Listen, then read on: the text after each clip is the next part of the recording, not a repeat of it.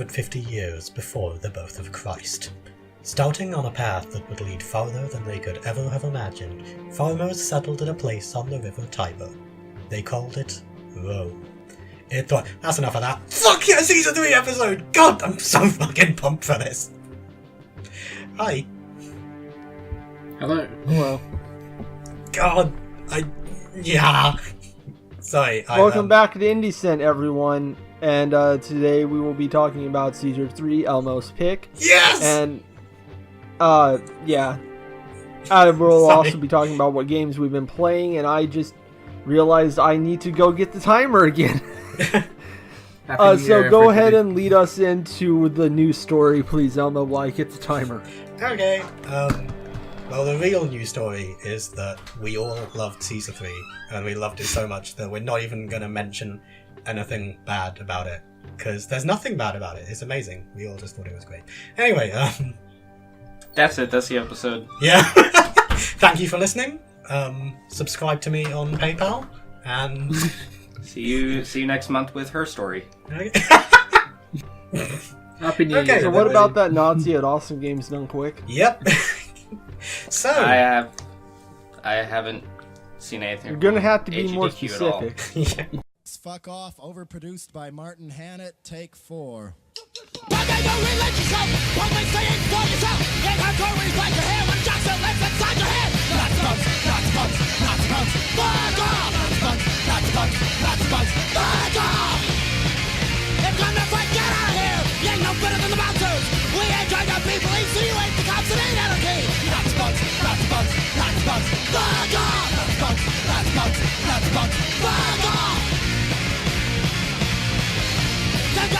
What a man! They fight each other, the police they wins! Stop your backs and trash our holes! Trash your bank if you got real balls! There's nothing close to God so cool! Realize things from your school like conscious businessmen and cops and the real boys so you can be the first to go! Nazi punks! Nazi punks! Nazi punks! Fuck off! Nazi punks! Nazi punks! Nazi punks! Fuck off! You've been the first to go! You've been the first to go! You've been the first to go! What lets you think?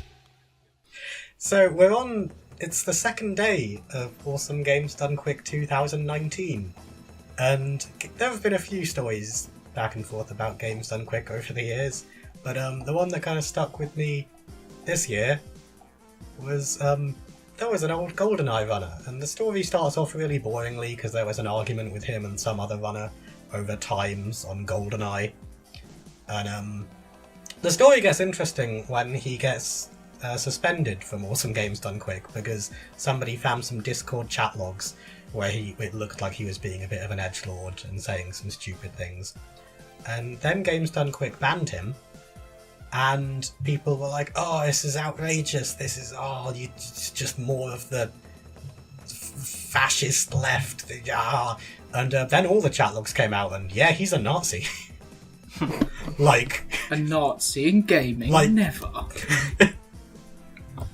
And I want to be specific on, the first time I saw someone online say he was a Nazi, there was a little part of me that was like, okay, but, what level of Nazi is he on? Is he on the, talking about how much he loves PewDiePie Nazi? Or is he, Horse Wessel Sea Kyling? I'm trying to think of a joking thing that you could say that would be really deep into Nazi territory, but I can't think of anything because I've just read the chat logs and he literally says them all. You got the Jewish question in there. My favorite bit is the conspiracy theory about how Jewish people are in charge of the porn industry. and the reason why black people are in porn is as part of a global effort to cuck the white male. Put it like this. Put it like this: would Indiana Jones want to punch him? Is he that level of Nazi? Yes, he's Richard Spencer level.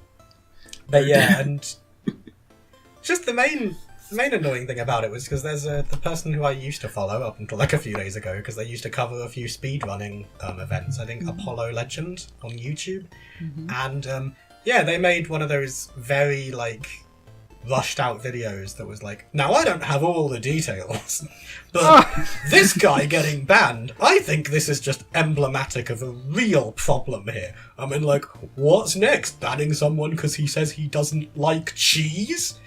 And Oh boy. he's lost a lot of followers, and a lot of people have come back to him with like, yeah, so there's a difference You're an between idiot. I don't like cheese and why don't we just give ethno-states a try? And yeah, God. Awesome games done quick. The gift that never stops giving, even though we really want it to stop.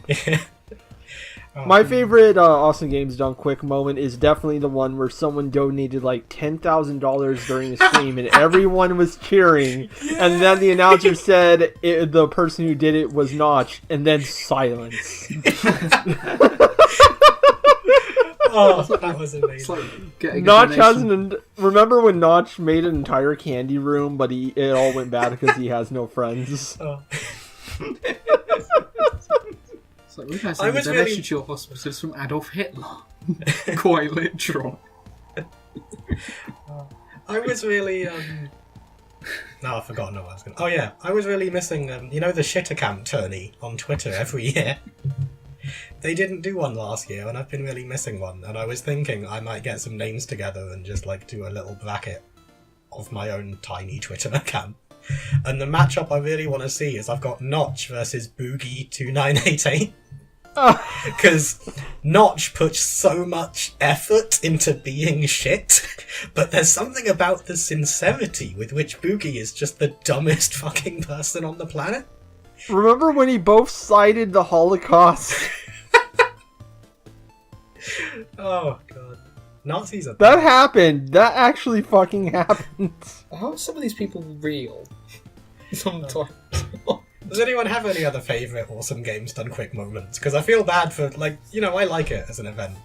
And T-shirts, they The only do ones good. I can think of are just ones that make me feel bad, like the assholes who went on stream with Trump hats.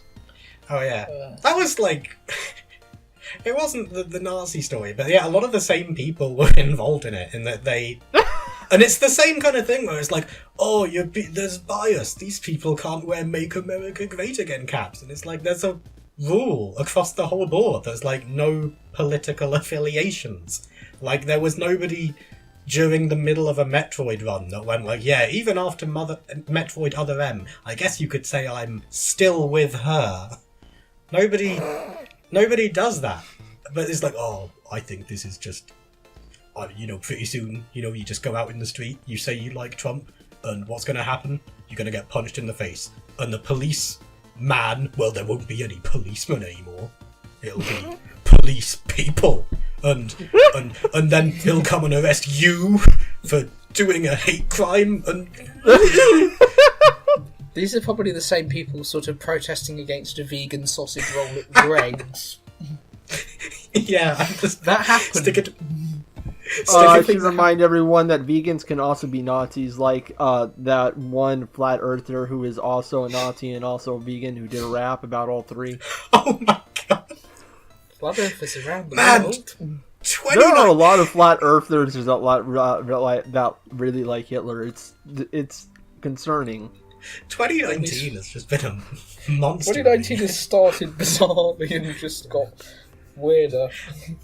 There's so For like much to 7 choose from days. that There was one quick AGDQ moment, just because this was my favourite of all the moments. I've got some favourite runs and favourite runners. Like, I can see why a few people would be a little bit like, oh, games done quick don't always do the right thing. Because yes, Bonesaw's Jack and Daxter run was hilarious. And he never should have... It was just Owen Wilson impressions, it was hilarious. But, For the And uninitiated, Photomagical what Girls. actually is this thing? Hmm? What is Awesome Games Gone Quick? Oh, For it's a those who don't speedrunning know? marathon that takes place Okay. over 7 consecutive days. They raise money for the Prevent Cancer Foundation. Okay. I remembered that the guy who does I think it's Foldable Ideas. Yeah, he ran Amy. Yeah, that's right. He did Amy, a very terrible game. Yeah. Oh, but the best moment is I haven't played Battle Block Theatre yet. Has anyone else played Battle Block Theatre? I watched Game Grumps play it, but that doesn't tell me anything about it because Aaron Hansen's a goddamn idiot. And I'm really getting sick of his "Am I gay? You'll never know" shtick. I've been tired of it for a long time now. The only thing I know about Battle Block Theatre is that it has quite a funny, over-the-top announcer voice, and while people are running games, they'll often have an announcer so that when people donate, like Notch, then they can say, oh hey, we've got a big donation in from this guy, and here's a little donation message. And during the Battle Block Theatre run, the devs of the game were on a Skype call with them. And the dev said, hey, you know what would be funny? Answer the next donation in the voice of the Battle Block Theatre announcer. Go on, do it, it'll be hilarious. So the guy goes, oh, okay, I guess I'll give it a try. Thank you for the $150 donation, Stefan! Hi everyone, I lost my grandfather to breast cancer a year and a half ago! And there was this most awkward, like, everyone does this horrible, like, half of them are silent, half of them are laughing. And the dev just goes, like, interrupts him and goes, like, you picked that one on purpose! You know what you did! And everyone just... yeah, I never thought there'd be a punchline out of I lost my grandfather to cancer. But there you go. So, awesome games done quick. Good job. Why does this keep happening every single year? It's maddening. There's always some new pile of shit going on, and it's just getting so tiring. Like, if you just take in awesome games done quick by the news surrounding it, you think it would be like some sort of Nazi convention at this point. It's... oh, God. Which is a pity, considering what a good cause it is raising the money for. Yeah. It just seems to attract fucking idiots. Yeah. Don't ever read the comments to an Don't awesome make games fun done of the quick video. gamers. They're the real oppressed. I will never get tired of saying that. The gamers are at it again. Oh, those wacky Holocaust deniers. The earth is flat. So, what games has everyone been playing lately?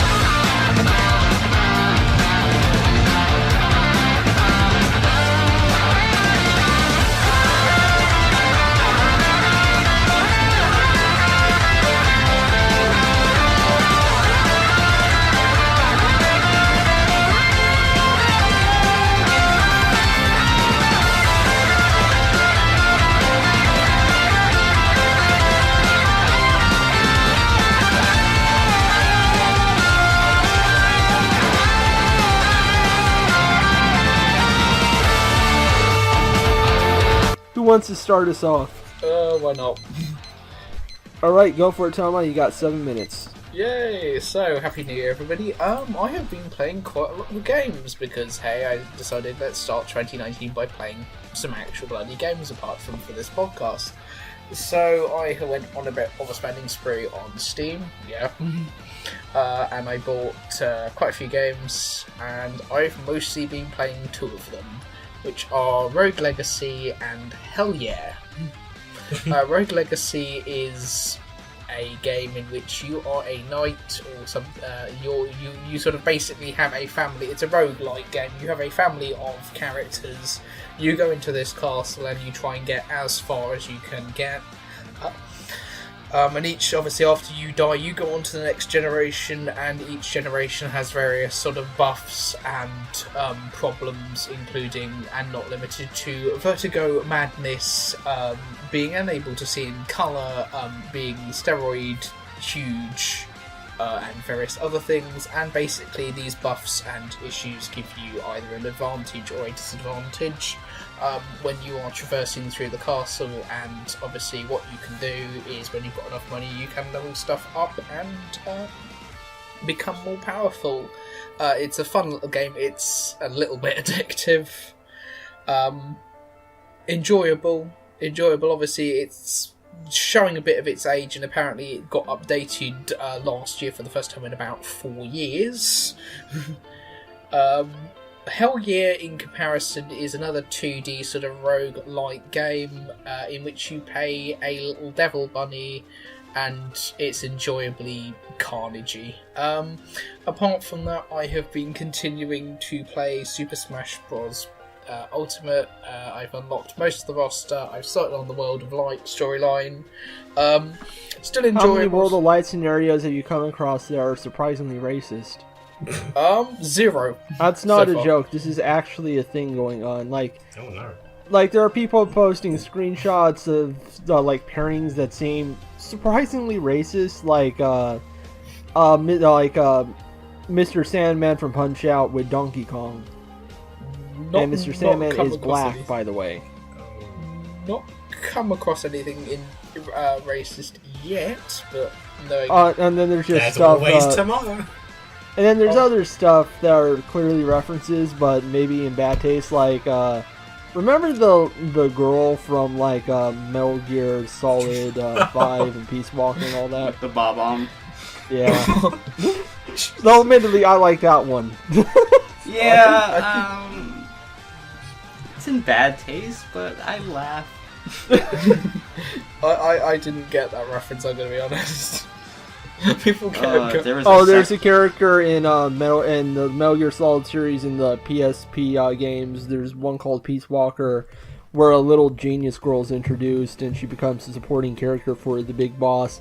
And then in Metal Gear Solid 5, which is a prequel that's taking place after that game, she gets kidnapped by Skullface. That is the name of the villain of Metal Gear Solid 5, who's like, I think working with the US government. I'm not clear on that.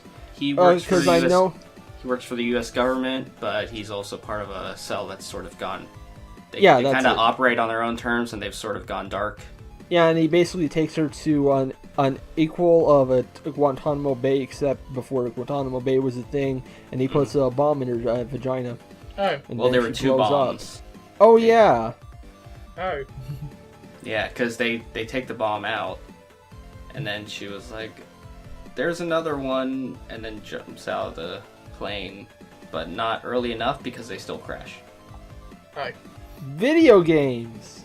Yeah. That's anyway, what Super yes. Smash Brothers was referencing. Smash Bros is fun. It's fun. It's a lot of fun, and obviously it's going to be interesting to see what DLC brings us other than Bayonetta's son. Give us Dante and Cosma, Kiryu, and Goku. Probably. I don't know anymore. It would be surprised. It wouldn't actually surprise me anymore. And I've also been playing Octopath Traveler because I still haven't finished it. And that is what I've been playing this month. All right, who wants to go next? I don't Actually, mind let me go. Let me go Okay. next because I suspect me and Elmo are going to talk about one game in particular. Yeah. I've been playing stuff. Obviously, I've been continuing with Y2K for review. I actually need to power through that soon because the deadline's coming up. But I think I played enough to give a good review of it. And without going too far into it, because I am still on embargo, yeah, if you like Earthbound, go buy that game the minute it comes out. It is the college-age Earthbound, and by that I mean it is existentialism taken to the extreme, and it's kind of amazing. What's it called? Let's see. What? Okay. What's it called? Sorry, the game. Y2K, I think Postmodern RPG is the subtitle. Okay, thanks. It's coming out this month. I've finished my DMC playthrough, and I have decided that my second favorite DMC after 3 is the Ninja Theory one. Yeah. Run Devil May Cry. I like Devil May Cry 4 a lot, but like they're neck and neck, but I decided to go with the Ninja Theory one overall because it felt more complete. Because if you played the Dante sections of Devil May Cry 4, you may have noticed that there are several enemies that are not fun to fight as with Dante as they are with Nero, because they were clearly designed for Nero. I think the story in 4 is like genuinely terrible, other than a few notable Dante scenes. Like, the character writing in 4 for Dante is great, but for everyone else it's forgettable to kind of crap. I especially hate what they did with Kyrie. She basically gets no dialogue after the second mission, and the villain is terrible, and it's clear they needed more time in the kitchen, but you know that damn PS3 cell processor like messed things up really bad during development. Now, the Ninja Theory game does have a lot of problems, especially in the narrative, because I can't tell if it wants to be a comedy or a drama more, because it's trying to do both, but it can't seem to do either right all the time, and the tones conflict, because it can't really make up its mind how serious it wants to be. But there are moments of that game I really like. I like that they made Dante a huge dumbass who actually has a character arc. I like what they tried doing with Cat and Virgil, even though they fumbled with both of them a little. I actually really like what they did with Mundus, and I would have liked to have them expand more on what they were trying to do with him and Sparta. I'm really annoyed they did not define what makes Sparta a big deal, but whatever. I felt the mechanics were very solid, especially once you figured out the second angel and demon weapons. They can be really fun, and they have like really clever uses. Some of the fights, if you play it on hard mode, you get what I feel is an authentic DMC experience even without lock-on. It's like very well put together. The platforming is a good way to break up the action scenes. There's a lot to find in the levels. It felt more whole than DMC4, but DMC4 is definitely the more interesting mechanically on the combat level. So I'm very divided on them, but I felt like the Ninja Theory one was better overall. I then went on to play the Hex, the new game from the Pony Island developers, and I know Elmo played it recently because I finished it and said it was amazing, and then he played it, and I'm sure he agrees. Yep. And I want to say, if you're interested in game design, go play the Hex, because you can learn so much from just seeing how it does like 12 different genres with just one unified control scheme of WASD and the mouse. It's incredibly elegant. Like, the meta stuff it ends up doing is like very different from Pony Island and really interesting. There's like still a lot of dark humor, but it's not a complete farce. It actually got me to care about like a fucking Sonic knockoff and a cooking chef who got put in a fighting game. It is well written. It has a lot of incredible moments I genuinely did not see coming. The story is incredibly well structured. There's a lot of cool meta stuff you can explore outside of the game if you know where to look. It's just like, it snuck up onto my third favorite game of 2018 after I finished it. Like, it would have knocked off some stuff. It impressed the shit out of me. It was amazing. And then, of course, I started playing Yakuza 0 since it was cheap recently. And I might be stuck playing it forever because I'm already 30 hours in. I've had it for less than a week. Yeah, good. Yeah, I can see why people say this is the best Yakuza game, because it feels like the perfect natural evolution of the PS2 games without all the insane bloat that came from 3, 4, and 5. Like, there's a ton of side stuff, but not so much that it makes you dizzy and kind of makes you feel a little wary. And it's like, has way better story structure than 3 by a mile. it doesn't have that cheap feeling look that 4 had, and it does not have the insane bloat of 5. Like, plus you get to play as Majima, and he's actually a really interesting character in this one.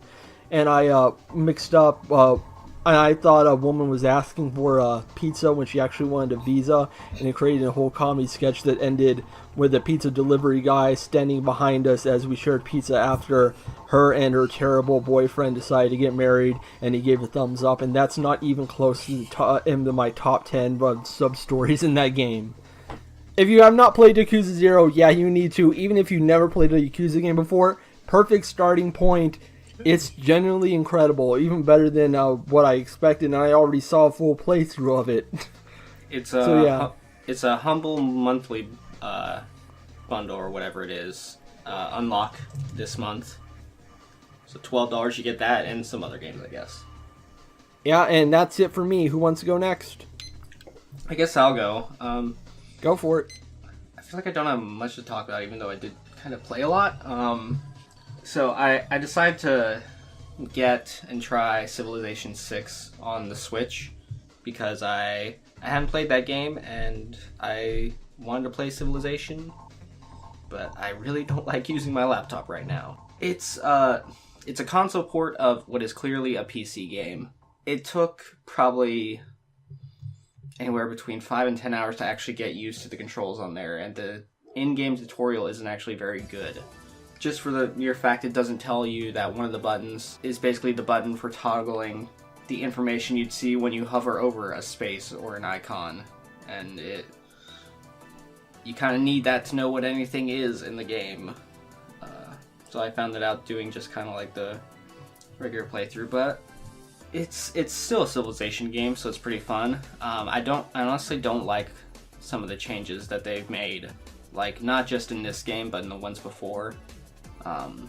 Like not being able to stack units. I don't like how the art style has just gotten more cartoony. I miss the older sort ones that kind of look more like scale models than just weird DreamWorks faces and stuff. But I don't know. It's Civilization. I can play it on my Switch while I'm watching something on TV, so it'll do me fine. I've also, speaking of games I played on the Switch, I bought Into the Breach on Switch, and I've started playing that again recently.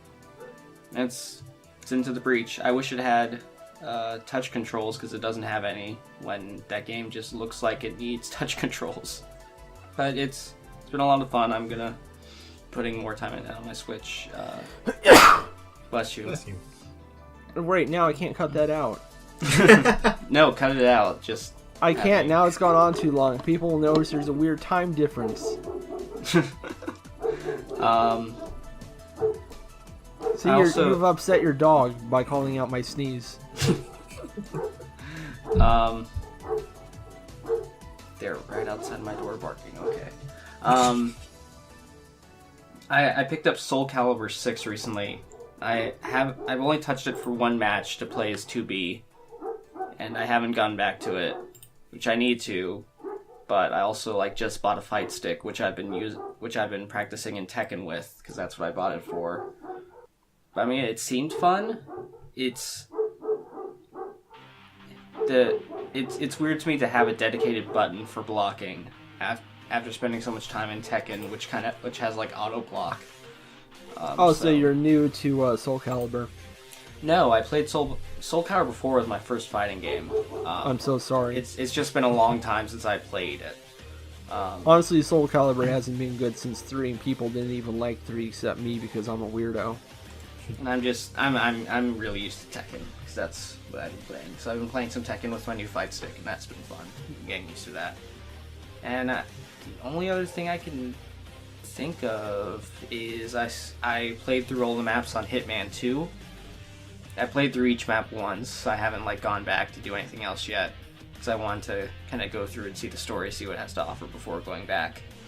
And that game it's more Hitman with marginal differences, which is great because it's great because Hitman's those new Hitman games are pretty fucking good. So, yeah, that's really fun.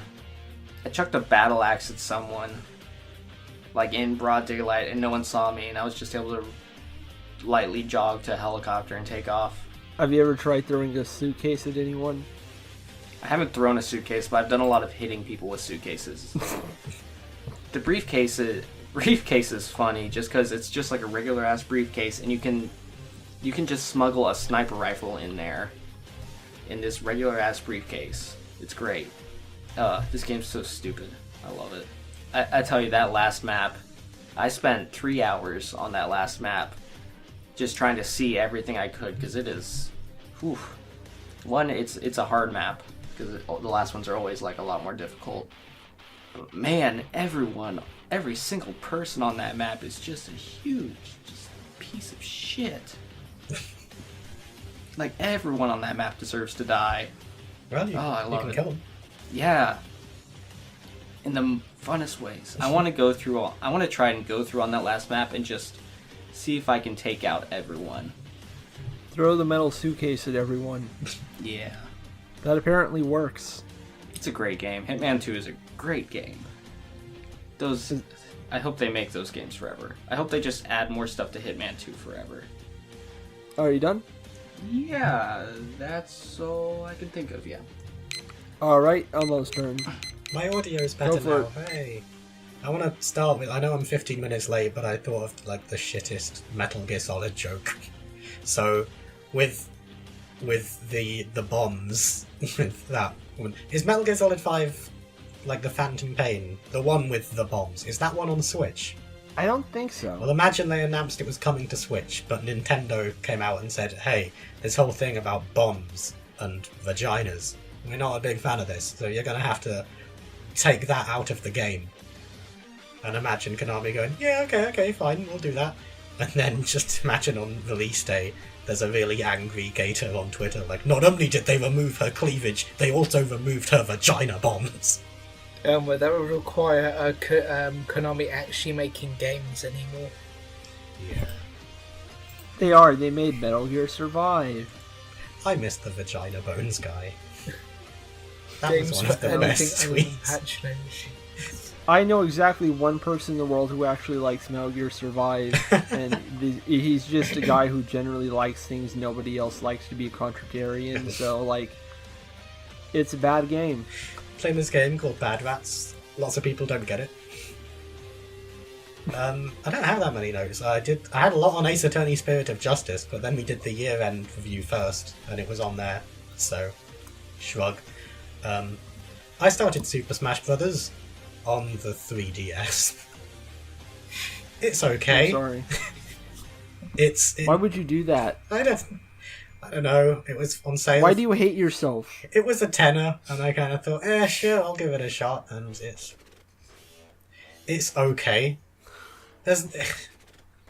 I don't know if Why this did they make that? I don't know. Well, I if guess this they had to sell copies somehow because they weren't going to sell any on the Wii U. Yeah. I think the 3DS cut version sold like twice the number on the Wii U. Oh, Well, yeah, because fucking everyone has a 3DS apparently. Yeah. it's a Super Smash Brothers game, and it's on the 3DS. You On can a play it on portable. the 3DS. It has the characters from previous Smash Brothers games. Except the Ice Climbers, which they took out because Oh, yeah. they couldn't work out how to get 8 characters on the same screen without the console crashing. Anyway, yeah, I also did play the Hex. I agree with everything Dark said. It was really good. If I wasn't feeling so selfish, and if I had played it before we did the Obra Dinn episode, I probably would have picked it for this one. But yeah, I I'm like it. honestly consider picking it, but I have a lot of other stuff I'm considering Yeah. picking too. The Hex and Return of the Obra Dinn are two of my favourite kinds of game. Because it's the kind where they come from an indie developer who struck it really big, and you really like them, but you're also a little bit worried, like, is this going to be some kind of fluke? Like, when everyone's like, yeah, Braid! And then you play The Witness, and it's like, yeah! It's just fucking mazes. That's all it is. Why was the ending just a picture of a piss in a jar? Why is it? Jonathan Blow stored his piss in a jar. You didn't know that? You didn't also know that he believes in the ethnoscience that says women are dumber than men? Oh no. What? Yeah, so that. Yeah, That's what I. yeah, he said that about coding, and that's why women aren't in technology. That's why I was so scared about Return of the Overden and the Hex. I was like, what am I going to find out about these guys? But no, it turns out they were just incredibly good. The only other thing I've been playing, I only started it yesterday, is named The Dark Side Detective. It's a comedy point-and-click game. I swear when I looked at it in the Steam store, it had the horror tag. And I thought, ooh, this is going to be a kind of a spooky, atmospheric point-and-click. It's not. It's very rapid-fire comedy. The only flaw I have with the game is that I'm loving it, but I can definitely see other people playing it and thinking, like, this game is trying a little bit too hard. But yeah, for me, it has that great blend of surreal and really stupid punchlines. There's a case that takes place in a library, and it sounds like your partner, Officer Dooley, says that there's something really important to do at the library. It turns out he just wants a ride to drop off his overdue books. And then he gets into an argument with the librarian along the lines of her going, these books are late, and him going, how can a book be late? It's a book! It doesn't have anywhere to be! And just, I accidentally got an achievement in the game because I went around the library and I clicked on every single bookshelf just reading through the jokey titles of the books that they'd put up. Like, my favourite one is probably in the kids section, and it's just named Learn to Count to 107, the largest number science can explain. And just... Oh, I just love that dumb stuff. At one point you're looking through newspaper clippings, and there's like a sports team named the Spider Moths, and it's a picture of them celebrating, and it says, the Spider Moths, do it again! And your character goes, do it again makes it sound like they won a game, instead of burning down yet another stadium. It's really dumb, I love it. That's pretty much it. Alright. So, Super Smash Bros. Is a game. I'm done. Alright, should we get to the main discussion? Shall we? I take that as a yes.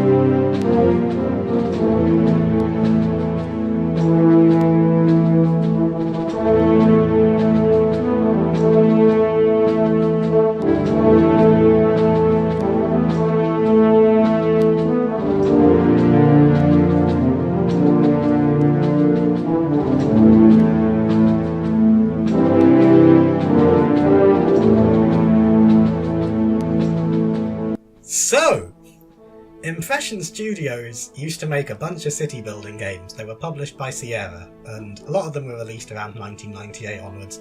Caesar 3, Master of Olympus, Zeus, Pharaoh. They made another one, Emperor something of the Middle Kingdoms. And Yeah, Tama, which is I the think Chinese you one. play. Yeah, I Tama, have. Yes, I played this for approximately 3 weeks when I moved into a house as a student because we had no internet. How did you find it? It was greatly enjoyable. It didn't go very well for me a lot of the time because, hey, I wasn't very good at it. But it's a fun city sim. This is a very weird first time for IndieCent. This is the first time we're doing a whole episode on a game and not a single one of us has beaten it. Because I haven't. And To be honest, I was gonna get past the second mission, but then I started Yakuza 0. that's fair. And as a weird addition to that, this is the only game that none of us have beaten, but my mum has. So I've got a Who's special the real gamer? I've got a special Who's guest for the you. real oppressed? My mum can't be a gamer. She's not nearly Nazi enough.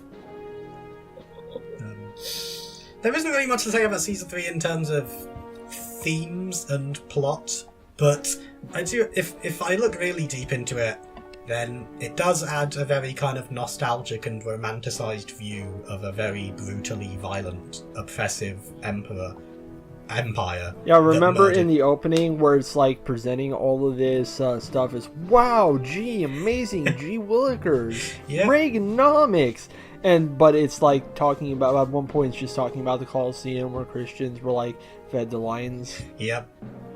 You have to remember, though, I am British, so romanticizing brutal, violent, oppressive empires that's pretty much all we do here. It's one of your few cultural exports left. I mean, It's already he was kind of an cultural. asshole to me just because I wasted all his money. He sent a bunch of troops to come in and destroy my entire town. Yeah, that's Yeah. He's easy. kind of nasty. He does that. The good thing is, I'm gonna have to scroll down, because this is on page 7 of my notes. I've taken lots and lots. Have you done Let's 7 see. pages of notes? No, it's 3.5. Okay, Before we continue, I think we should get everyone an idea of what our backgrounds are with this particular genre. yeah. Because I think it's going to be important for what a lot of us are going to say. And Yes. I will start off. I do like sim games and like city building stuff, but the extent of my knowledge when it came to like SimCity when I was a child was I would go on it and make disasters happen and do random things, but I had no idea what any of it meant. I liked Roller Coaster Tycoon a lot, and I Way. understood how that game worked, but anything more complicated than Roller Coaster Tycoon that was not turn-based made my head kind of implode. And I have played the Red Alert series, that Yeah. old series of RTSs. I have played those, and I've played a few of them and enjoyed them, especially the one where the guy from Rocky Horror Picture Show says he's going to the one place capitalism hasn't reached, space. Space. That was good. But I was not very good at those games. I've tried StarCraft on the N64. Surprisingly good port, not good at it. The only RTS game I think I've been even a fraction good at was an indie game on Steam called like March of the Titans or something like that, or like Revenge of the Titans, I don't remember, and I was not very good at it either. So, an RTS sim mix, I wasn't good at it. When I was in college, at one point, my brother was like, "Oh, you should there's this cool game called Age of Empires 2. When I was in school, everyone played it, and we'd all just get together and LAN party and play it for hours and hours." And now he's And- like, and "Oh, there's so- this cool game called Fortnite. And so he You should play it on your YouTube channel and get more subscribers." So he got, so like at Christmas when it came up, he got me and my younger brother to all buy Age of Empires, and then we all played a game against each other, and I probably lasted like an hour, and I got knocked out. And I was like, okay. And then they proceeded to play against each other for a lot longer. And then you went to go play your newest Senran Kagura game. Yeah.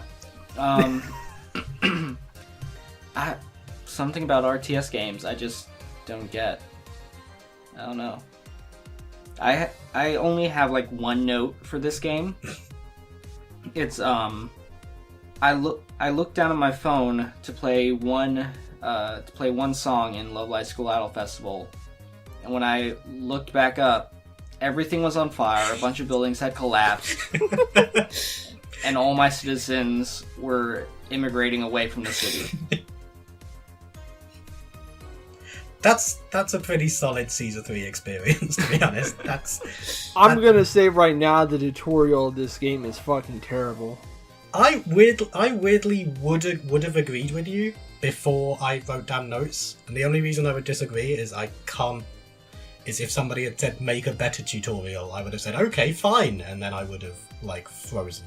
I would have liked it to at least told me what all the mechanics are in like some menu somewhere so I can look that up on my own time. Yeah. But they didn't, and they revealed all the mechanics so slowly that I often did not get them when I actually needed them. So eventually I failed mission 2, and I was going to come back to it, but then I started playing Yakuza 0, so that didn't happen. That's fair. Tama, do you have a background in this other than the Emperor game? Oh boy. Okay, so here's an interesting fact. I have played way too many real-time strategy games for my own good.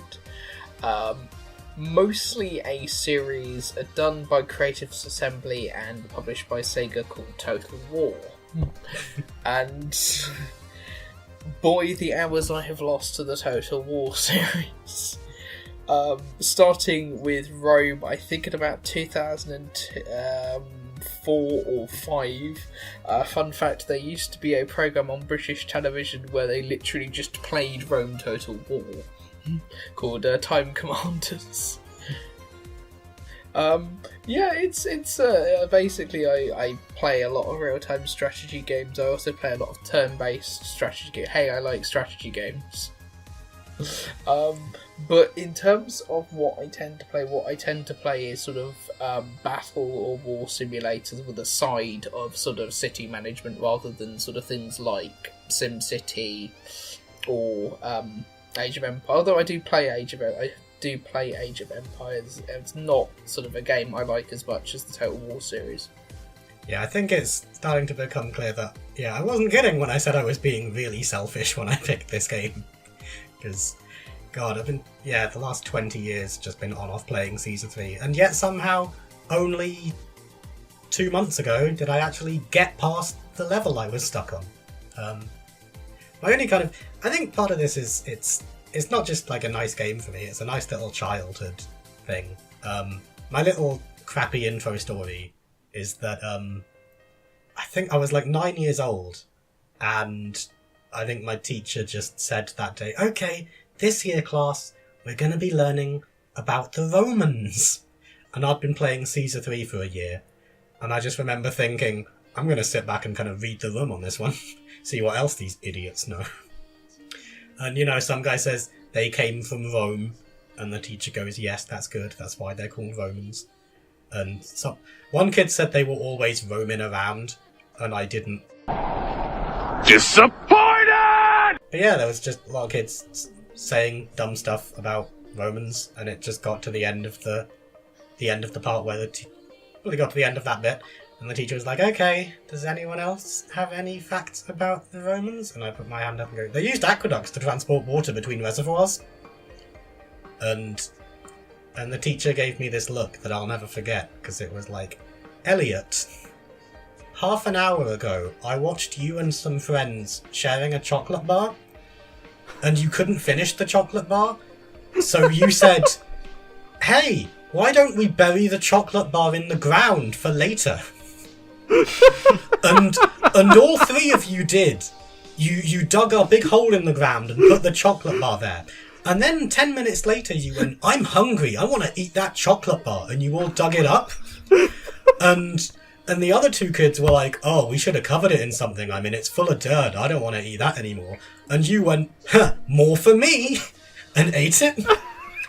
And now you're sat in this room being like, oh, actually, miss, that's a common misconception. While it wouldn't be completely out of the ordinary to see a chariot at the Colosseum, I believe the word you're thinking of is hippodrome. And, I had a great year at school that year. I loved the Romans so much. That was not the first time me and that teacher fell out about Romans, though. This feels like a prequel to the chicken nugget story. Yeah. I'm gonna do the second one just because I've only got two crappy little childhood stories. The other one was that we had one of those big childhood projects where on one side of this hall where we had our assemblies, there was this giant embroidered felt tree. And the stupid little thing, we were 7 or 8. There was nothing we could actually do with our time. So our only project for a month was, you're going to write a wish on a leaf, and then you're going to stick the leaf to the tree, and we're going to call it the wishing tree. And I wrote, I wish I lived in Roman times. And the teacher went, no, you can't. That's dumb. You can't say that. And I went, okay, I wish I could go back in time and see how the Romans lived, because I think the Romans are really cool. And the teacher went, no, you can't. Stop with the Romans. Stop. No. And I went, okay, I wish that everyone could pretend to be a Roman. And the teacher was just, Elliot, no Romans, okay? No Romans at all. And I got really annoyed, and I remember saying, Yasmin wrote on her leaf, I wish my brother would stop going into my room. And the teacher went, Yasmin's a write-off. But eventually the teacher did just, look, you gotta write something, and it's not about Romans, you gotta do it, just pick something.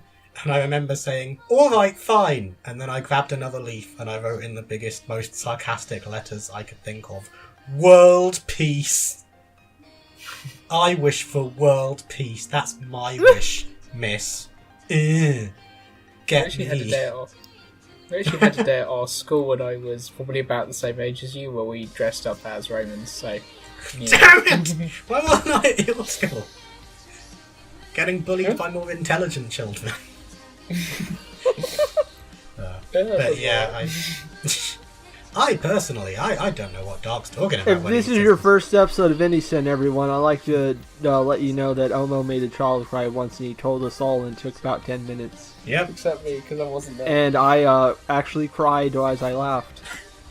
He named the cow after his sister. Yeah.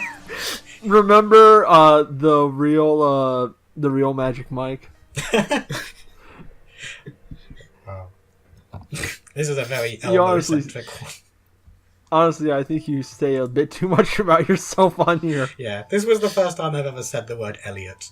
You know what, Dark? I give you full permission to edit over it with a phrase of your choosing. I'm so gonna regret saying that. But you just go ahead. You're gonna sign me a new name. Nah. Okay. That's not how editing works. Yeah. That's fair. So yeah, the tutorial in this game, it's not Bad. great. It's terrible and I hate it.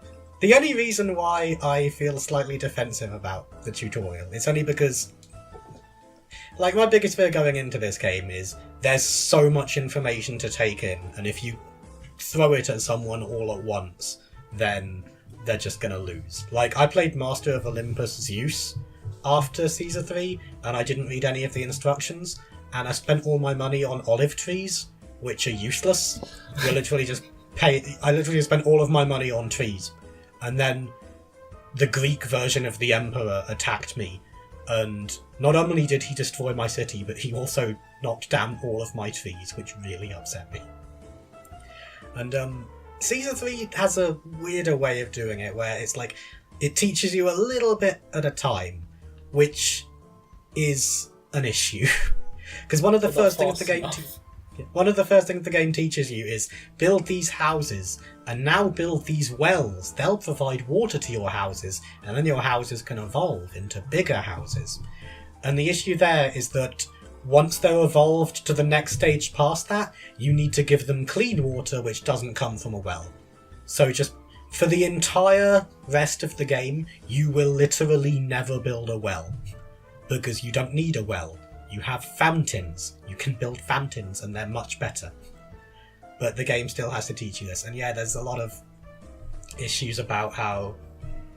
Remember how I played the second mission of the game and got really far, but it reached a point where I couldn't expand properly because the game didn't decided it didn't want to explain to me what the concept of taxes and government was, even though I already built the Senate?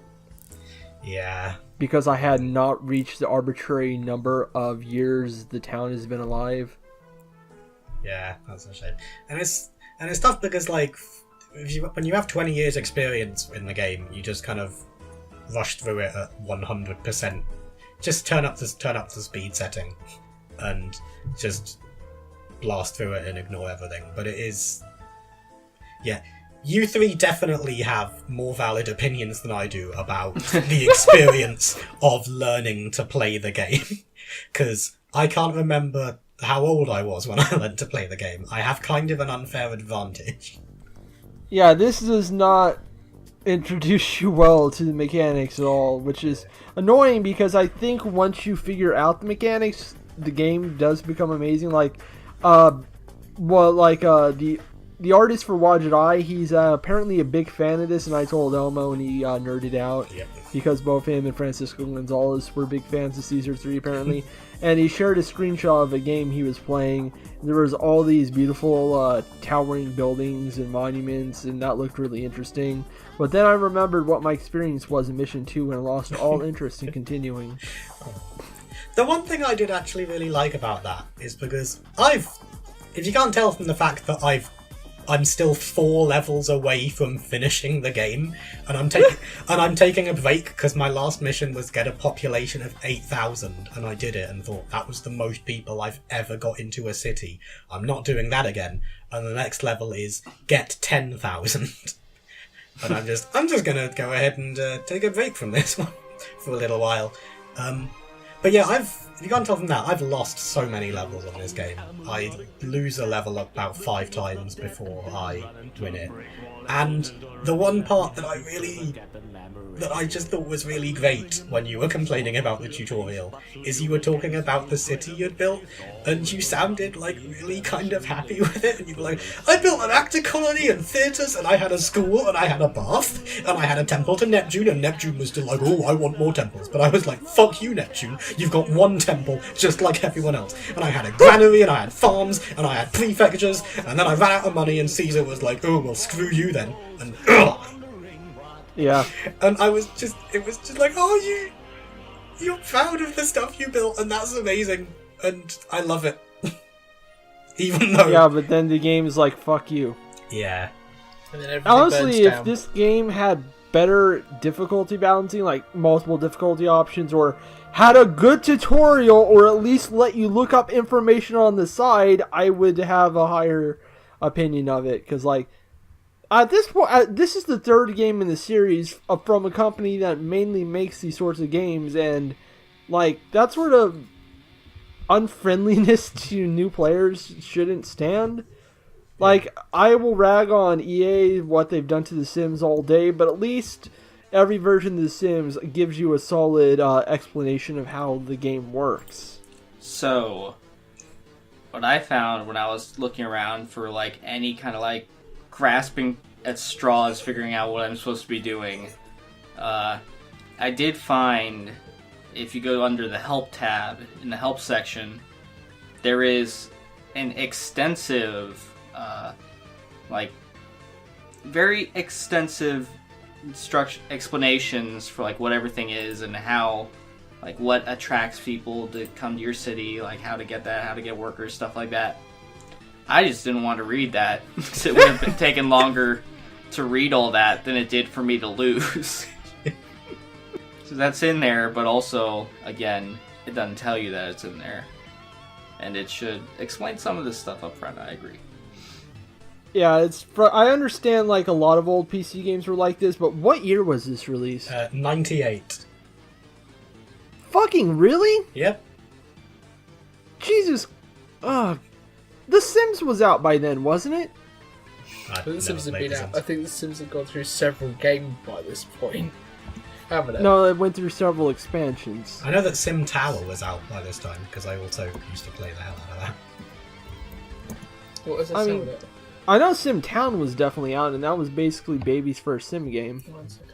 I will tell you. Right. Yeah, I'm just, like, Ceasar 3 seems like a type of game that would be really fun if I understood what I was doing, but the game is so bad at teaching you the mechanics, it's actually maddening. And I understand this comes from a different era where if you managed to buy a game, that was the only game you were going to get for a long time, so you played the shit out of it. And I did that with a lot of games too. But, like, I wish but like it has not aged well into the modern age. So like trying to play it now when you don't have past experience with it is very, very difficult, and I just don't have the patience for it when I have so many other games I have to play to get paid. Elmo, I want to figure out how to send save files so that I can just send that's you illegal mine. in Japan now. Did you guys hear that Japan made it illegal to make save editors? I did not. Oh dear. Yeah. I just want you to be able to see what I was working with. I think, weirdly enough, even though it's a full-screen game, the print screen button does work in Ceasar 3, so you can just use that on the keyboard and it'll come out. Well, you could just I want get you to full be able to screen look over the whole board and just see everything running. See how immediately everything just goes to hell. I was quickly learning did things as I replayed Mission 1 and tried replaying Mission 2 a few times, but I felt like I wasn't learning fast enough for me to keep my interest, because I had the entire Devil May Cry series to play through. I had to play the Hex. I was dabbling with some other stuff that I didn't mention because I honestly can't remember too much. I had a full-blown Western-made RPG Earthbound send-up to go through. I had the, I ended up getting Yakuza 0 a few days ago, so, I could play all those and be much happier playing them than with Ceasar 3, and that annoys me because I do see that there's a great game there. What I played, there are really impressive moments, but it is just so unwelcoming if you have not played it for years. Yeah. It seems cool. I just don't kind of get RTS stuff or city building. It is... Oh, my cities looked awful. Because I kind of treat those... I don't build them like cities. I kind of build them like checklists, which is the wrong way to do it, but... I kind of got into it, but I just didn't have the patience because it wasn't telling me the mechanics fast enough. That's fair. But there is one weird thing, which is how did you know that the next up would be taxes? Because that was the one thing that seemed like I could already build the Senate. That was one of the first things I could build in Mission 2. But I noticed that it didn't have anyone in it, and there was no option apparently to have anyone in it.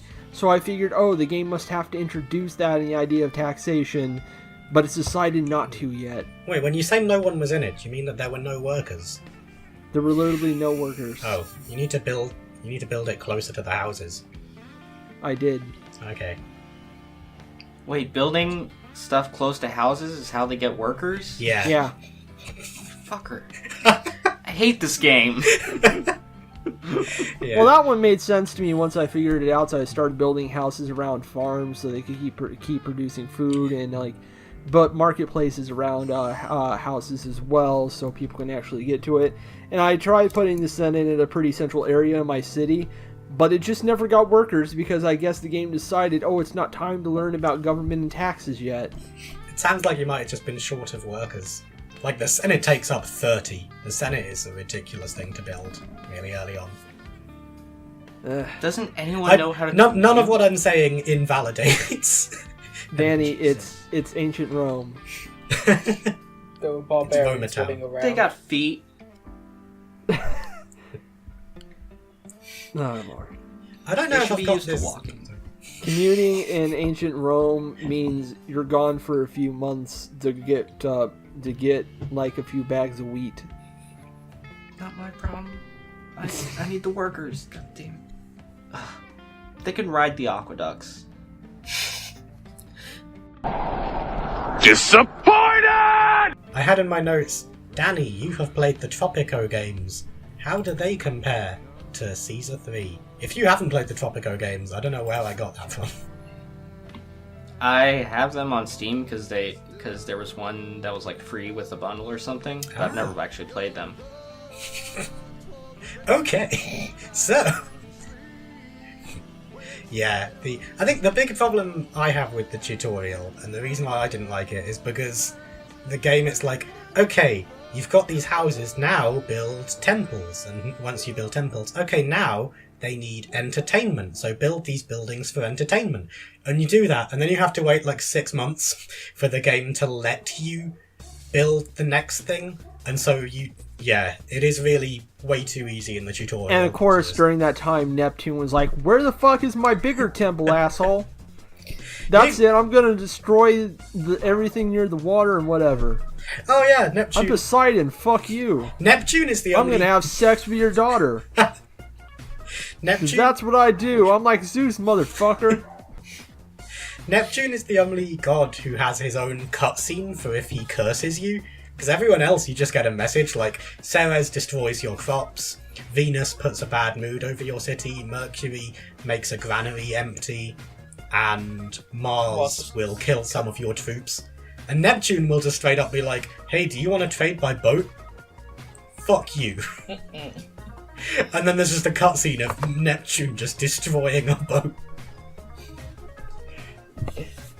Yeah. Neptune is a vengeful motherfucker. But yeah, no matter Greek or Roman, the gods are always whiny bitches. Yeah. But then everything I just said, if they give you a blessing, then you get that in reverse. So Mars will kill some enemies for you, Venus puts a really good mood on your city, and there's not much to learn in this game. I wrote down a list of everything that you have to keep track of when you're building a city in Caesar 3, and it's barely Yeah, it's anything. just very annoying to start because the game's like, no, you don't get to use this mechanic yet. No, but there's only like 1 or 2 things. I've got housing, water, jobs and food, wages, taxes, city mood, culture and prosperity and favour and health, entertainment, education, military, population, fire safety, engineers, religion and wealth. Leonard Bernstein. Yeah. I gotta get up and stop my dogs from barking. Heads up. That is fair. I really enjoyed this. This is the part of the podcast where I feel especially selfish, because it's like, so, I have 2 pages of cool features from Caesar 3 to get through. What are the other 2 games like? What are the other Caesar 1 and 2 like? I was embarrassingly old before I looked at Caesar 3 and realised, like, wait, does this mean there was a Caesar 1? And 2. Apparently they were never that successful, and they're not on Steam or GOG or anywhere. Anything. Yeah, they're not on anything. I can't really find them. Just like I couldn't find Emperor Rise of the Middle Kingdom. Probably findable on CD in your local charity shop or something. Like probably in original boxes. I installed Caesar 3 at my mum's house for Christmas because I've been playing lots of Caesar 3 for this episode, and I've been talking about Caesar 3 a lot at work and at home over Christmas. And my mum was just like, you're talking so much about Caesar 3, it's annoying. And I went, okay, I'm sorry. She went, no, I mean it's annoying, like I really want to play it again now. So I had to get my mum a Steam account. How on earth did your mum complete it? My mum is insane at these old games. She completed this, she completed Zeus, she completed Pharaoh. Jesus. She was the one, like, I can blame my entire gaming complex on my mother, because she was the one who started playing Commander Keen and was like, man, this game's fun. You just reminded me that a lot of people I've met who don't particularly like video games usually love the shit out of sim games on PC.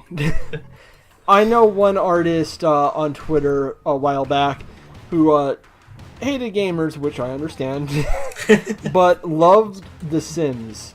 Loved the shit out of it. Oh, there's But one... it was also extra weird because this particular artist loved drawing skull fucking and stuff. Yes, you do. There's one more thing which might be a whole group discussion instead of me just being like, and in the third scenario of Caesar 3, you can only build fruit farms, which is entirely different. So how many people right-clicked on the people walking around their city and listened to some of the amazing voice acting? Nope. The voice acting is the highlight of this game.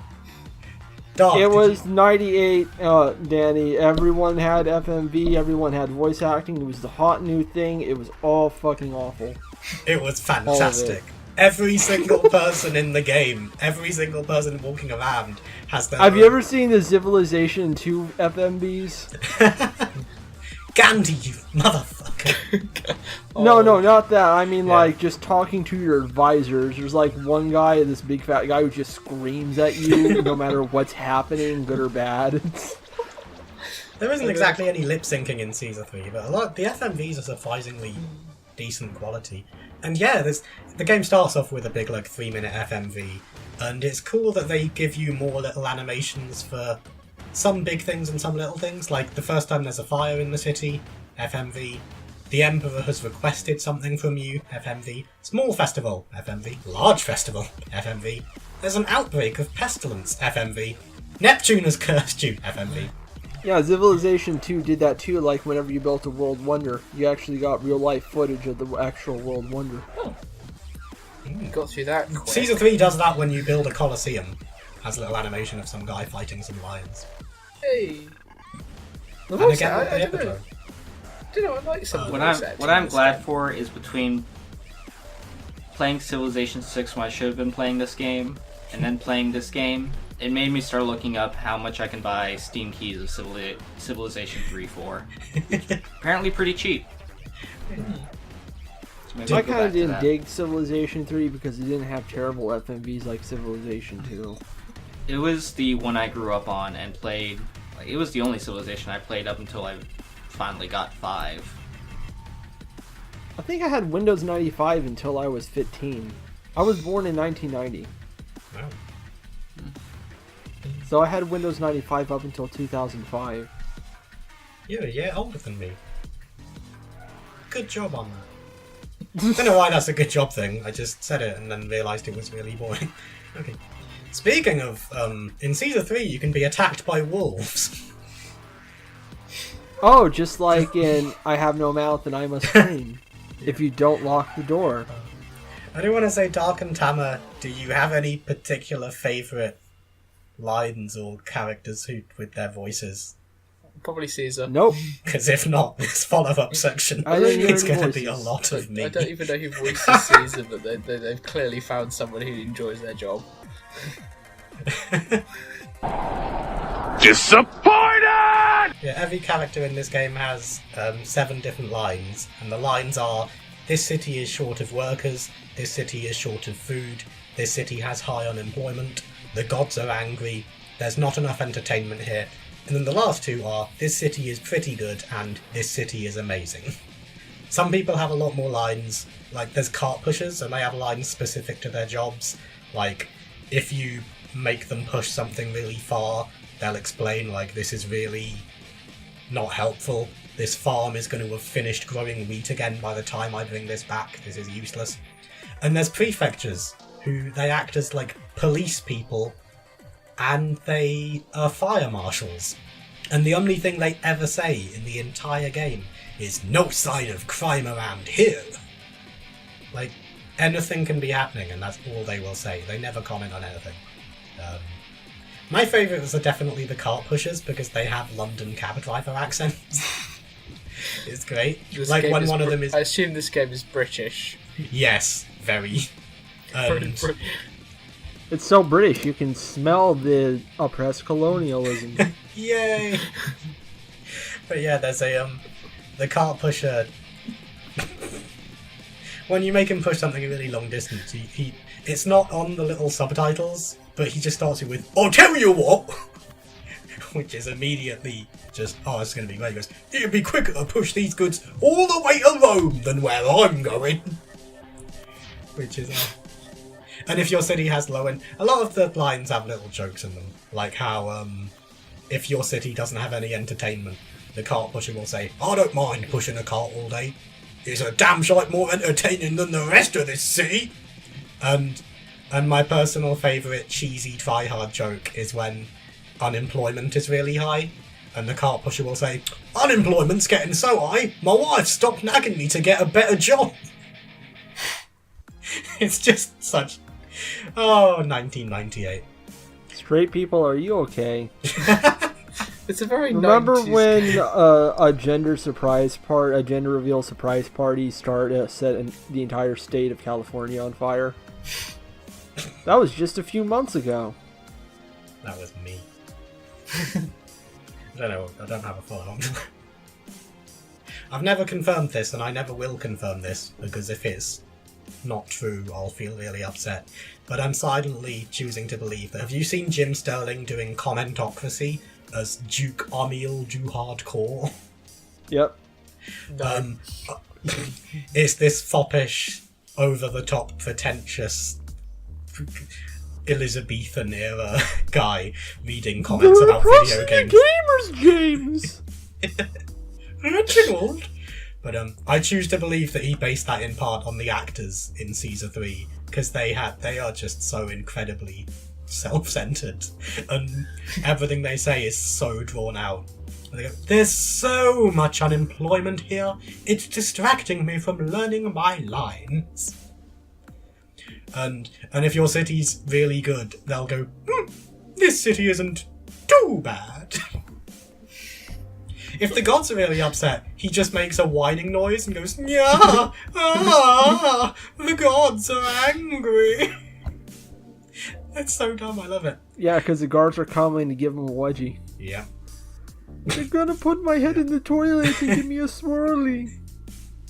But then it just makes it worth it when you finally build a great city and you can find the stupidest, the most pompous actor you can find, and he'll just sigh and go, "Life here is simply adorable." And, like, there were some really weird voice lines as well. Like, if you have a gladiator school that trains gladiators to go to the Colosseum, if your city is being invaded, and let's say someone sneaks past your defences, and if they happen to walk into a gladiator in the street, the gladiator will fucking take them. Because it makes sense, because he's a gladiator. But yeah, he'll just have... And he has his own voice line, where he goes, "I'll teach you to come near my city," and just kills the guy. In a Scouse accent. Yeah, and there's a lion tamer, which, again, it's for the Colosseum. And he has 3 separate voice lines for... Are any of them about feeding Christians lions? Close, because one of them just says, "Look, Leo, fresh meat." And then there was one which is just really... 2 of them are like, "Lion, eat this guy." And then one of them is like, "If you hurt my lion, you'll have me to deal with." And it's stupid and childish, but I was like, oh my god, he's friends with the lion. I love it. So, moving on from the voices. Yeah, 7 pages, I'm sorry. One thing that I found out while I was clicking on while I was looking at all the voice lines, which are all, you can just listen to them if you have the game, and the music is just in a folder in the Steam file, so that's nice. They have really stupid punny names. I saw this once in Zeus, because there was a guy whose name was... He was a philosopher, and his name was Ungry Ippos, which I don't think was a real philosopher. But then I looked up... I started clicking on the actors in Caesar 3, and I just suddenly went, hang on, this guy's name is Thomas Hankus. And this guy's name is Sylvestus Stallonius. And...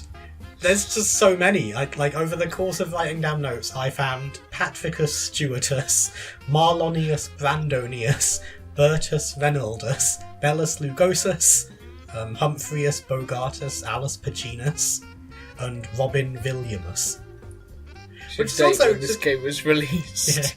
Yeah. Which is also a really stupid but nice little touch of how the Romans, I wouldn't consider this game to be educational, because that wasn't its primary objective, but it was definitely kind of educational a bit, in that, I knew about aqueducts and reservoirs and stuff. And the Romans didn't have a W, they just used V, so when you see Robin Williamus, it's not only a pun, it's an educational pun. Also, I found the gladiator version of Solid Snake. His name was Enormous Gladius. Literally just big sword. It was great. And there was a doctor... Oh, I love Daikatana. And there was a doctor named Eligius Composus. Took me a little while to get that one. And finally, I found a gladiator that was just named Spartacus. And one really stupid touch that I just can't believe they put in is that once you find one gladiator named Spartacus, if you click on all of the other gladiators, they'll all say that they're Spartacus as well. Oh my. And I just look at that effort and I'm like, oh my god, this is incredible. Was there anyone called Bigger Stick? No, I'm afraid not. Oh. But, oh god. It's very Yeah. British. Yeah. This could only have come out in the UK in the late 90s. Yeah. I'm just going straight through the notes so we can just finish this off as quickly as possible. Oh yeah, I mentioned like you can be attacked by the Emperor, which yeah. So yeah, we haven't really talked that much about. So you got to build a city, and you have to try and get more people into your city by giving them more access to more buildings, and you also have to get trade by making goods, and the goods are split between stuff that you make that can be used for building things, stuff that can be made into something that your citizens can use, and then stuff that you can just trade away for money. And likewise you can import stuff for money. And in true old computer game fashion, if you want to buy some weapons, they're 250 denarii, and if you want to sell weapons, you will receive 180 denarii for them. So, someone is stealing your money. But yeah, you can be attacked by the Emperor, which, again, this was something that my mum used to just do for fun in the game, and if the Emperor ever attacked my cities, it was game over, and it was only prepping for this episode that I kind of thought, there's this Mediolanum, there's a level with Hannibal, so you have to have legionnaires, they need weapons for you to train them, and then there's javelin throwers who, well, they throw javelins, they're ranged, and the cavalry who are really fast but useless, never use them because they're just weak as hell. And I thought, hey, I'm going to see if I can just get the Emperor to attack me on purpose. So I stopped paying tax to him. I went into masses of debt by building loads of colosseums and then demolishing them again. And then I just built a shitload of towers near the front of the map. So that towers are a one-hit kill in this game. If a tower hits anything, even if it's an elephant from Hannibal, then it'll just knock that elephant over. And yeah, it's military in this game can be tough. But I set up this big line of towers, and the Emperor attacked me because, you know, debt and flipping him off and refusing to give him anything he requested. And another one of the little tiny touches is that the first time he attacks you, it's not a very big force, and with towers I was able to defeat them.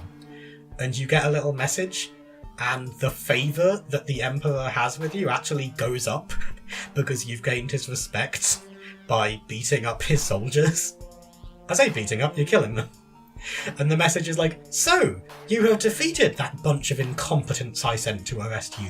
Oh, you have some ability then, and for that I salute you. The next army I send will be a different matter entirely. So then he attacked me again, and I killed his soldiers again. And he gains a little more respect for you, and sends you another message. I have underestimated you indeed. Your ability to prevent the cause of imperial justice is making quite a name for you in Rome. Be warned, however, I will not underestimate you a third time. So then he sent some more soldiers, and I killed more. And you just get the sense that he's getting angrier, but also, like, more impressed at your ballsiness. Because he just opens the next one with, they're hailing you as a hero in the streets of my city. What am I to do with you, my little general? I'll tell you what I'll do. The next time you cross me, I will have your head, even if I have to send the entire Roman army to get it. This is starting to sound like he's getting horny. Yeah. Unfortunately, that's the only message he'll send from then on out, and you can keep fighting Emperor the soldiers. libido. Yeah. You can keep sending him you can keep fighting soldiers, but He's gonna whack off his weasel. Yeah. He just keeps sending like one legion more at a time, and they're really tough. And you can only have a maximum of 6 forts. So there are still some scenarios where if you build enough towers, you're basically unkillable. But yeah, evolution is a problem in this game, because the way you get more workers isn't by building more houses, it's by leveling up kind of the houses that you have. And this is, I'm just going to jump straight into, I didn't really want to write stuff I don't like about Caesar 3, so instead I wrote, here's stuff that they do in the other games that aren't Caesar 3 that are better. Not that Caesar 3 is worse at all, but these games are better. The biggest one, in Zeus and in Pharaoh, you don't need access to workers. You don't need road access. They will just go to jobs. If you have a building somewhere in the city that needs workers, you don't need to build a little house there to give it easy access. It will just magically, the workers will just get there. Which is very, very handy. Also, you can just straight up build roadblocks. It's really annoying in the game. Like later on in levels, it's so bad when a bunch of my houses were devolving and it's like, oh what, they've run out of furniture? And I look at it and they're right next to a market that's full of furniture. And it's just because the market lady decided to wander off and spread furniture around the farms for some reason. And I'm like, that's great. I'm sure all those farms are really happy with the tables and chairs that you've given them. Meanwhile, I just lost all of my citizens. Ugh. The AI does occasionally sort of just do what I can describe as weird shit. Yeah. Oh god. There's just moments 90s when PC gaming.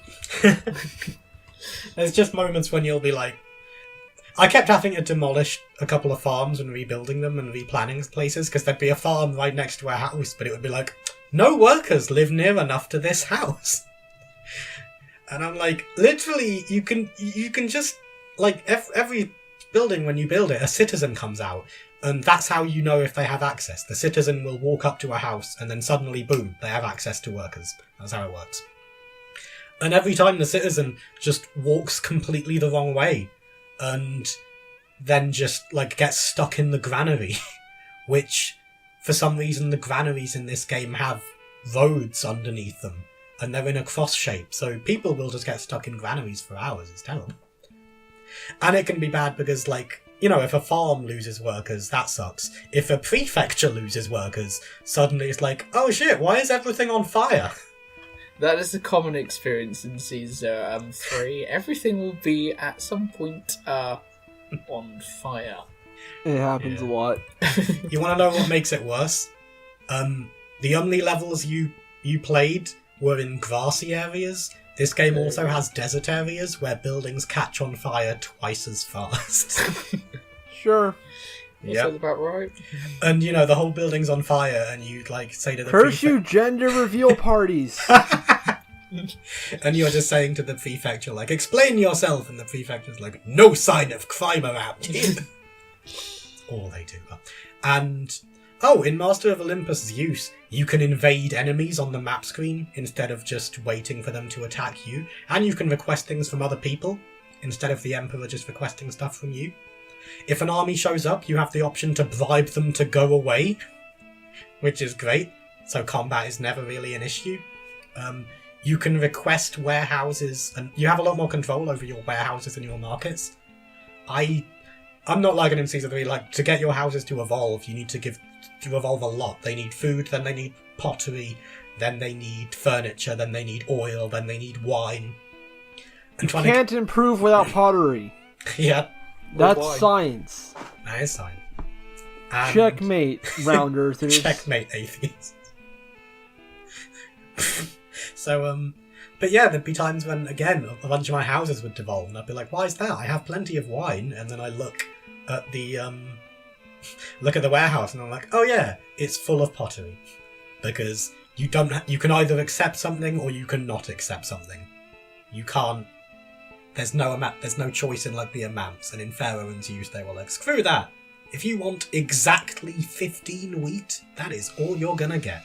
And the evolution thing, if you're listening to this and I'm your least favourite IndieCent panelist, I'm really sorry. And thank you for staying with us. Because this is literally just Elmo relives his childhood. Thank all of you for listening, and thank you for being here. Your childhood was dumb. Yep. This was So were you. You buried chocolate in the ground. Yeah, to be fair, that's why I like Season 3. I used to eat chocolate that was covered in dirt.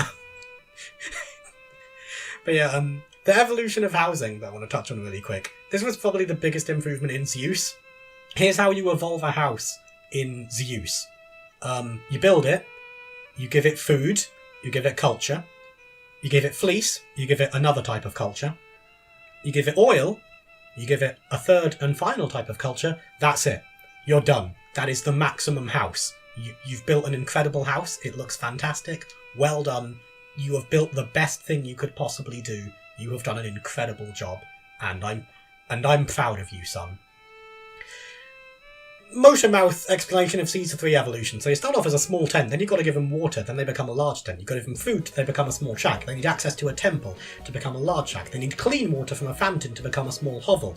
You need to give them entertainment, and they'll become a large hovel. Education will bring that large hovel into a small casa. Then they need pottery and access to a bathhouse to become a large casa. Large casas need another form of entertainment. Then they become small insulae, where you need furniture and access to a doctor or a hospital. Then they become medium insulae. They now need 2 different sources of education, a supply of olive oil and access to a barber to become large insulae. Once you're a large insulae, they need at least 2 different kinds of food and a 3rd type of entertainment.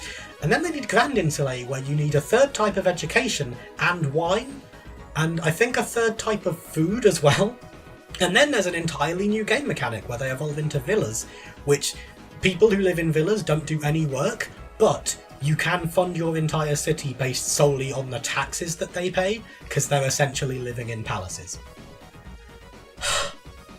And I never did any of that, because it was really dumb, and like, what, I can't, I'll be honest, I don't know why I would say don't tell my mum, because I feel like none of you really have that much contact with her, but when I got That's what you think. But Dad? Anyway. Brexit was a good idea, son. No! First the fake dad and now the real one. But yeah, there was a moment when I said I got my mum Caesar 3 for Christmas because I was going on about it so much that she wanted to play it again. And just before I left to come back to my place, she went, "Hey, Elliot, look, I won the first level of Caesar 3. Come in." And I'm like, "Yeah, okay, I'll look at this city." And I looked at it, and it was annoying because she'd built everything like way out of place. Like there were buildings where I was just like, "Ugh, Mum, this is terrible.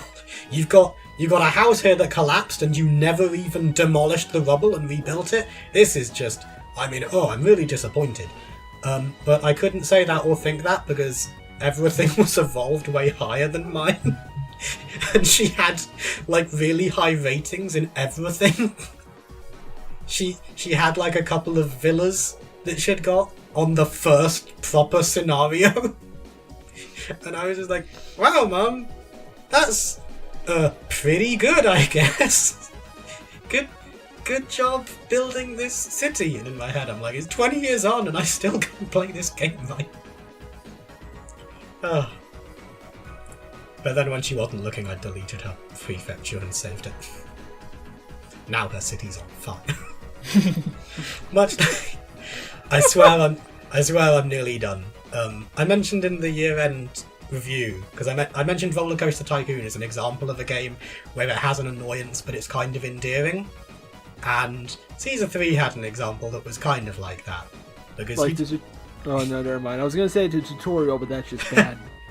Yeah, that needed improvement. The most recent level I finished was the one where later on in the games, the choices get a lot harder, because once you finish the tutorial, you have a choice between peaceful or military, and once you beat the first 2 peaceful levels, peaceful becomes military as well. It's just less military than the military assignment, where you'll be fighting against massive armies, and in the peaceful ones, you'll have a few uprisings to deal with. But this level I just beat was pretty horrible, because one of them was, you got a population of 6,000 that you need to get. You can't get any food. You have to import all of your food, which is very difficult, and to do that early on is really tough. And the other one was a military one, where you can't get your own weapons. You have to import your own weapons. And weapons are the most expensive thing to buy in the game. So you start off with like 8,000 denarii, and then you import some weapons, and you're like, "Oh look, all of my money's gone." I think the perfect descriptions of Britain in approximately 3 months. Yeah. In 3 months, I will be a god for finishing the Tingis level. I will be the Prime Minister. And I'll just go around poking people and seeing what they have to say about the city. like walking up somebody's feet, and the guy's like, "This place needs more workers." What do you mean vegetarian But, yeah. sausage rolls? But they can't be brown. All right, speedrunner.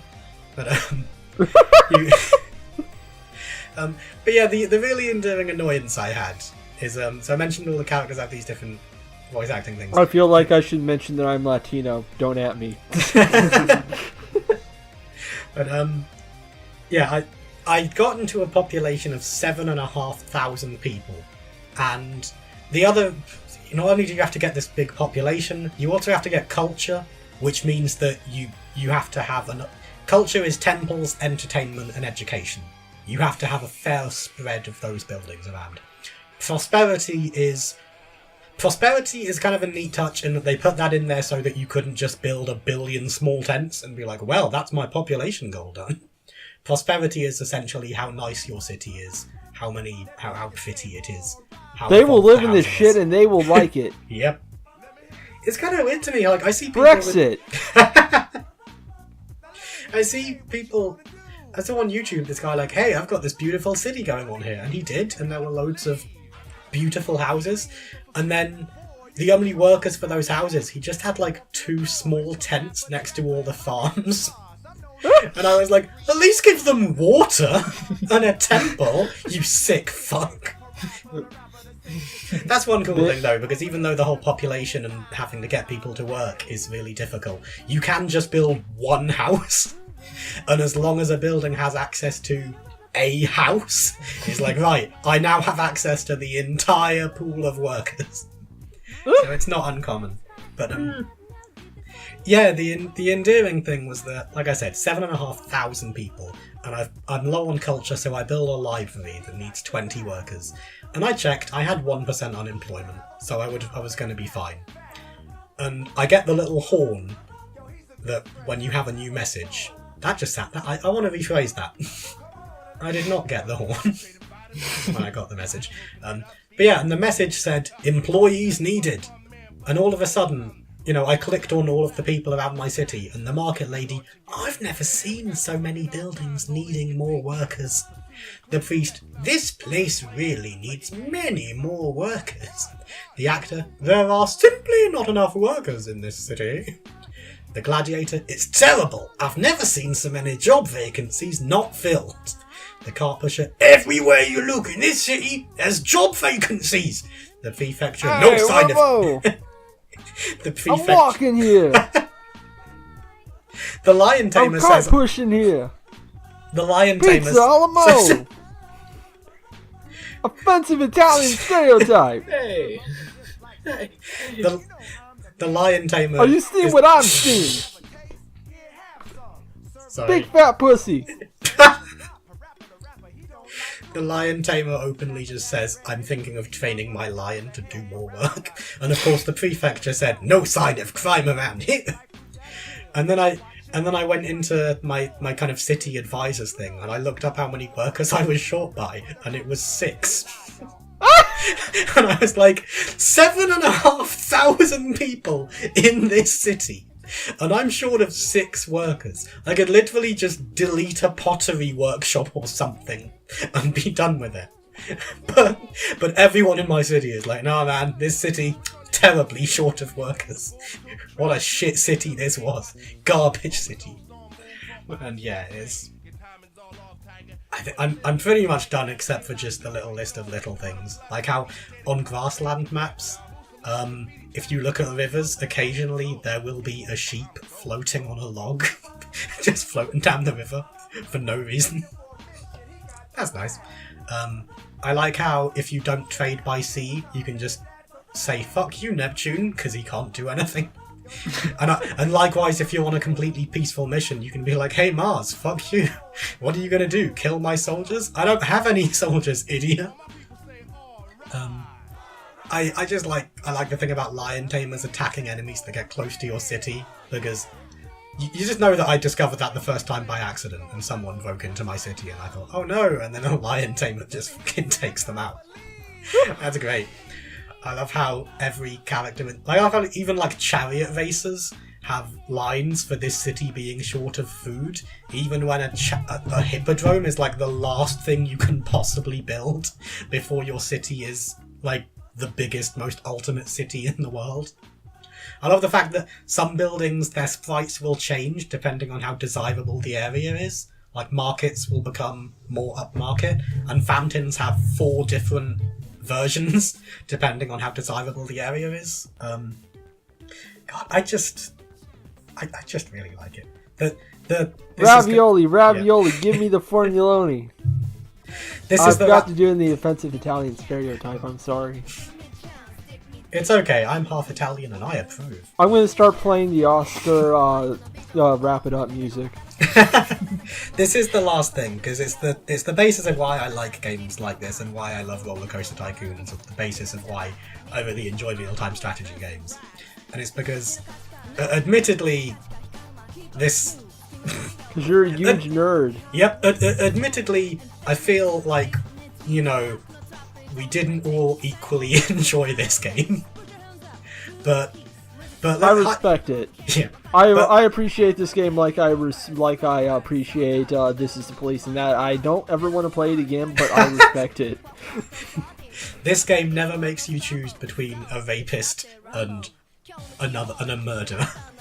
You haven't beat it. You don't know that. Oh shit, that's true.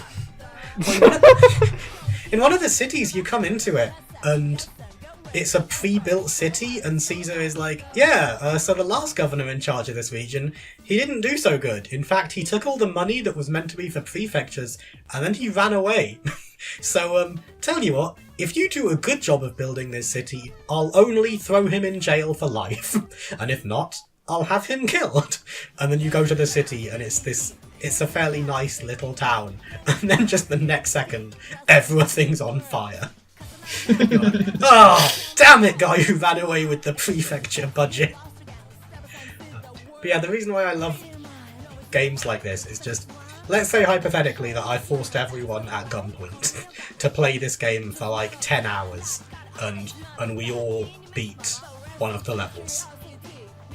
Then the way we had beaten those levels would all be completely 100% different. Even if it was just a really minor thing, like I'm going to put my fountains a little bit closer to the houses, or I'm going to put my market here instead of here. Any one of us could beat any level of Caesar 3, but you, I'm pointing at my microphone, you are the only person in the entire world who could beat Caesar 3 the way that you could. There is no one else at all on this planet who would think, I'm gonna put this temple here and that temple here, and it sounds dumb and cheesy, but it's honestly kind of validating on a personal level. That it's like, I didn't just beat this level of the game, I did it entirely my own way. And yes, I failed 20 times first, and yes, I ended up cheating to give myself an extra 10,000 denarii at the start of the mission, but no one else could have done this city like me. And I fucking love Caesar 3, and you'd better get used to it, because next time I'm picking Zeus. I'm sorry, you cut out? And you'd better get used to it, because next time I'm picking Zeus. I'm not picking Zeus, but I'm not. I won't. Elmo, I'm just gonna have to say, not because I dislike playing these games, but because I need to, keep this podcast interesting. Yeah. You're not allowed to ever pick any other old RTS city building sims ever again. That's fair. I accept that. You've ruined it all for us, because me and Danny have no idea what we're doing. Doc, you make that sound like I had any idea what I was doing.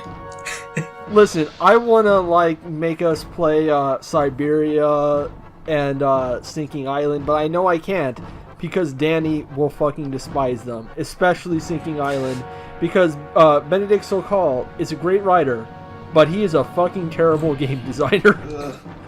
Siberia is pretty good. Dan, remember the part in Siberia where you had to keep going up and down the stairs over and over because there was so much backtracking, and every time you did the walking up and down the stairs animation, it took about 10 seconds? So there's roughly about 2 hours of the game that are just you walking up and down the stairs. It's one of those point-and-click games that I like because you realise very early on that you're going to need a walkthrough, and then you don't feel bad about using a walkthrough for the rest of it. Danny will go insane, and she won't have a good time. Okay. Sometimes we just gotta stop and think, what will everyone else think? And that's why when I suggest something bad, at least I know it's going to be something we can all talk about. Yeah. I think, like, if anyone was I mean, I picked out Red Comrades for us, and you have to admit, that sparked a discussion. Yeah. Discussion was why are we playing this and what is wrong with Russia? Many things. Mostly capitalism, honestly. Alright, final thoughts? I know this was really selfish of me, but honestly, I just really... It's really self-centered, but I still just really enjoyed getting to talk about Caesar 3 for so long. Thank you all. Hey, I had fun when I just decided to give up and watch my entire city burn. There you go, there's something for everyone in Caesar 3. Hopefully Tama's pick is better, and I hope we're all thinking about our panel choice picks coming up. Because I am thinking about some short stuff, and I'll try to pick something interesting that's not, Red Comrades Save the Galaxy.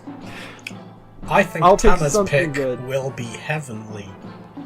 I'm winking.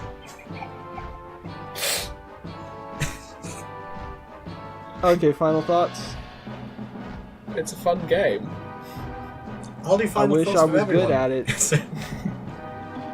I wish I was good at it. It is of its time, though. It's very much sort of... It has not dated terribly. I would argue it's not just of its time, but it's actually behind the times when it came out, because games at 98 at least had tutorials that worked. It kind of had a tutorial. It was just a very Did slow it? one. It was a slow one that gated off more. Oh, there's one last final thing. Sometimes it's not a Caesar 3 big specific thing, at least. But sometimes when I play a game which is really long, I'll look up a speedrun of it, just for a laugh. Not to watch it, but just to think, like, I wonder if anyone actually has done an Assassin's Creed 2 100% speedrun.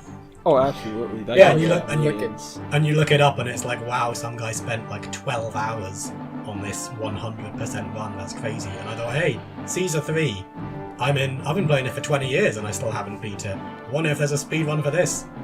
Someone beat the entire game in 3 hours. Yeah, that seems possible. Yeah. It seems You know what possible, you're but doing. This seems like one of those.